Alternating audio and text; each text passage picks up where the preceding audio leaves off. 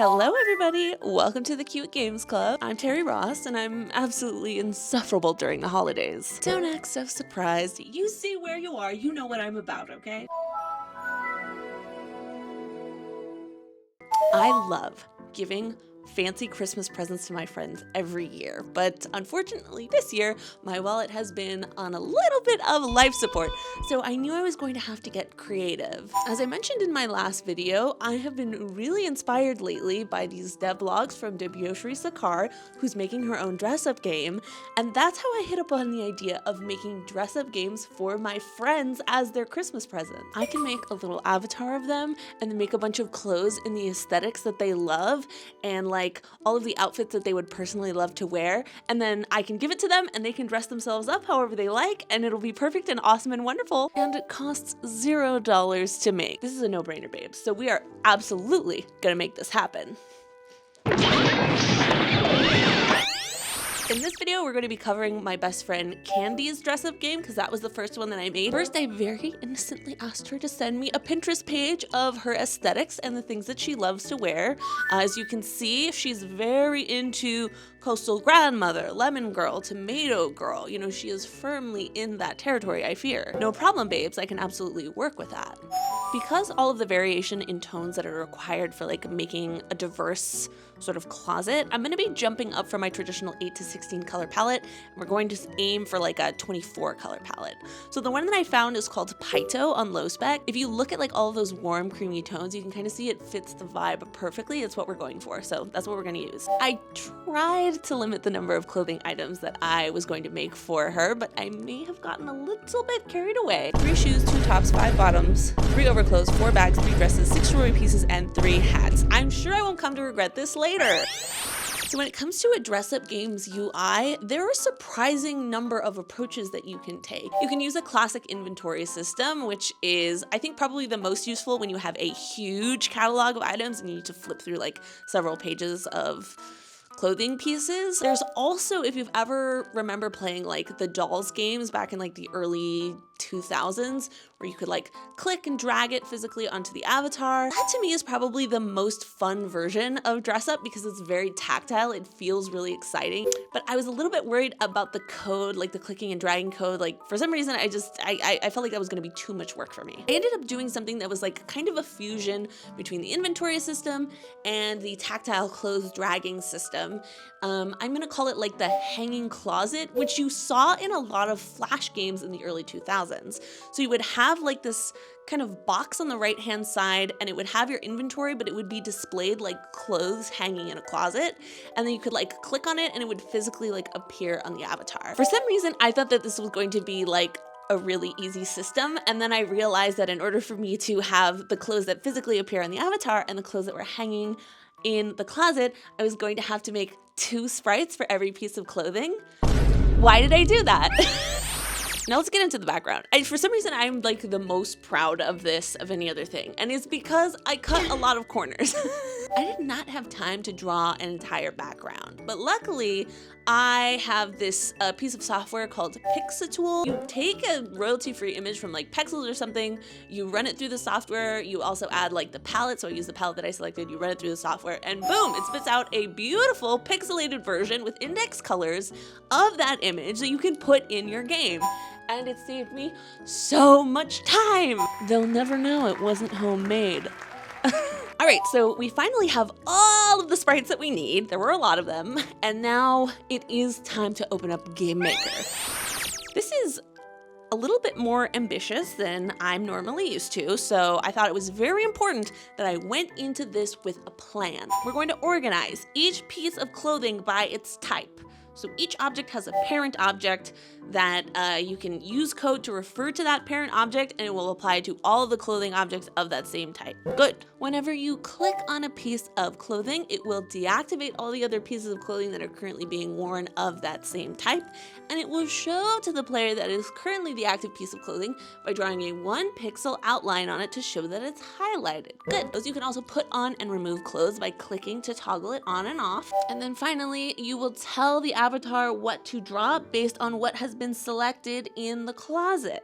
That is the whole system. As you can see, it's very well organized, very well thought out, planned, and executed down to the last detail. Now, let me tell you all the problems I had. Number 1, overlapping clothes. Since the UI that I selected for some reason displayed all of these objects hanging in a closet, like kind of close together, I was running into an issue where a lot of them were overlapping each other, and it was making it very difficult for you to select an individual piece of clothing.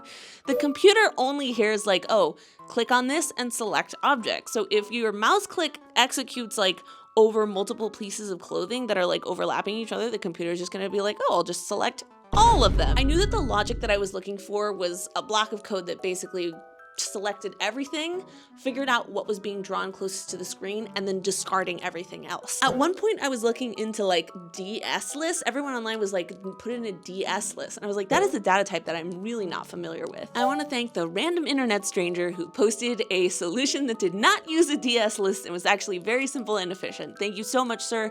I appreciate all the hard work that you do. Problem number 2, shaders. Okay, here's the thing. In my journey to become a better game programmer, I am a big stickler for not copying and pasting code that I found unless I understand it. I want to do things the hard way because I know that it's going to benefit me more later on down the line. But when it comes to shaders, I don't know what the fuck this is. For those of you who are watching this casually, shaders are artistic effects that are applied to the sprite or the screen using code. And you use math to calculate what color a pixel should be. And I tried very hard. And I watched so many videos. But at the end of the day, all I want to do is draw a 1 pixel outline around a highlighted sprite, and I am on a fucking deadline here. I'm not proud of it.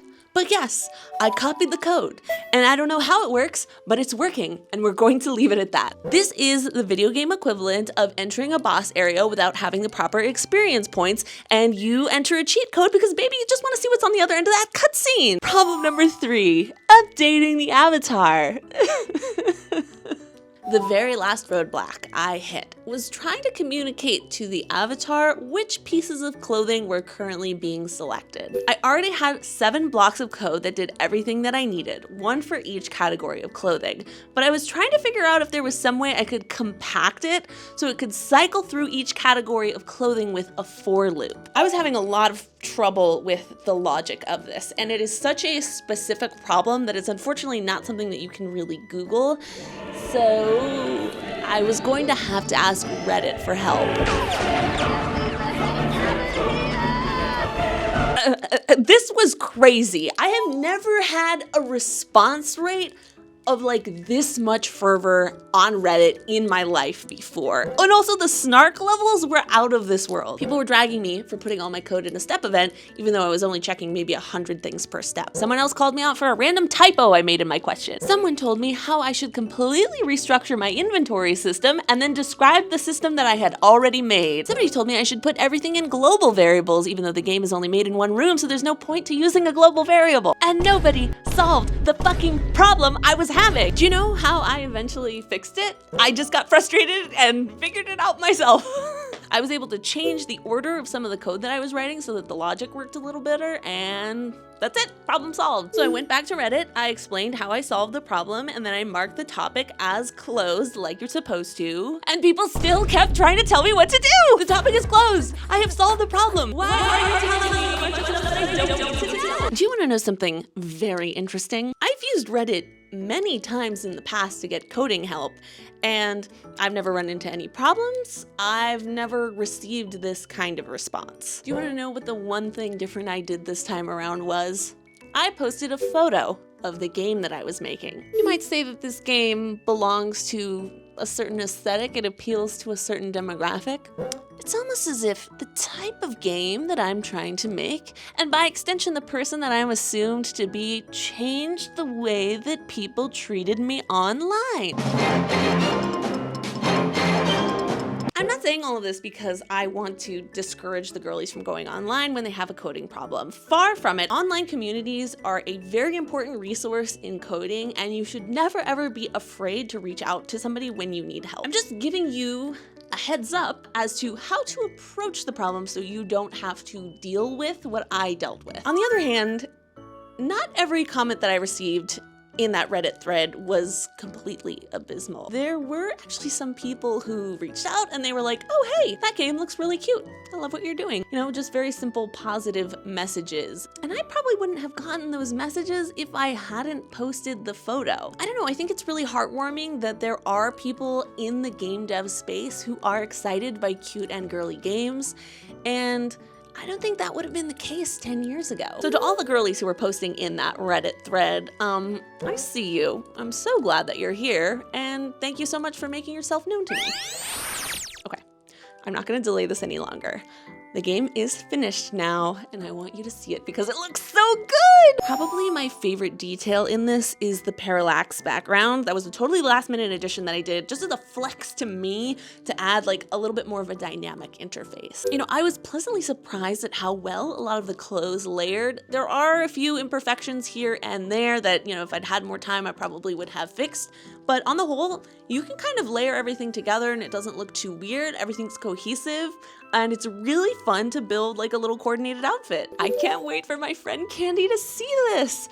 She's not going to get the link to this until Christmas, so none of you tell her about this, don't spoil the surprise. But in the meantime, everybody watching this now can play the game. It is available. If you are watching this video on YouTube, the link to the game is below in the description. And if you are watching this video on Itch.io, the game is above you and you can play it right in the browser. And that's the end of today's devlog. Thank you for watching, and hopefully I will see you next time. Bye. Sorry I don't have nails today. I didn't have time to put them on.